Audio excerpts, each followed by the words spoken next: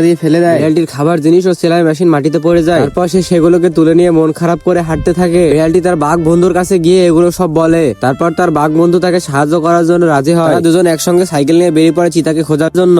তারা চিতাকে সাইকেল নিয়ে যেতে দেখতে পায়। তারপর তারাও সাইকেল নিয়ে চিতার পিছু পিছু আসতে থাকে। চিতাটিকে মারার জন্য তারা দুজন চিতার পিছু পিছু ধাওয়া করে। একসময় চিতাটি তার আস্তানায় ফিরে যায়। বিড়াল ও বাঘ কিছুক্ষণ ভাবার পরে তারাও তার আস্তানায় প্রবেশ করে। তারপর তারা সেখান থেকে পালাতে থাকে, কারণ চিতা এবং তার বন্ধুরা সবাই লাঠি নিয়ে তাদের মারতে আসে। বাঘ এবং বিড়াল সেখান থেকে পালিয়ে যায় এবং তারা বিমান নিয়ে আসে ওদের অ্যাটাক করতে। বিমান দেখে চিতার দল ভয়ে পালিয়ে যায়। তারপর তারা দুজন অ্যাটাক করতে শুরু করে। তারা বিমানের আস্তানায় অ্যাটাক করে তাদের আস্তানা ভেঙে দেয় এবং তারপর তারা বোম দিয়ে অ্যাটাক করতে থাকে এবং চিতার দল ভয়ে পালিয়ে যায়। তারপর বাঘ এবং বিড়াল খুশিতে হাসতে থাকে। তারা চিতাগুলোকে উঠিয়ে নিজের বাড়িতে নিয়ে আসে। বন্ধুরা, এরপর কি হলো সেটি দেখার আগে তোমরা যারা যারা মাকে ভালোবাসো তারা ভিডিওতে লাইক এবং চ্যানেলটিকে সাবস্ক্রাইব করে দাও। এবং তাদের চামড়া দিয়ে খুব সুন্দর সুন্দর পোশাক তৈরি করে সেগুলোকে বাজারে বিক্রি করে তারা অনেক টাকা ইনকাম করে আনন্দ করতে থাকে।